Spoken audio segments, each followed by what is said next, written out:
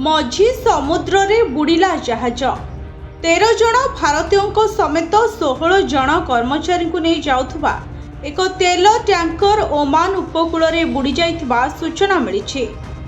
Oman सामुद्रिक सुरक्षा बाहिनी एने सूचना देछन्ते।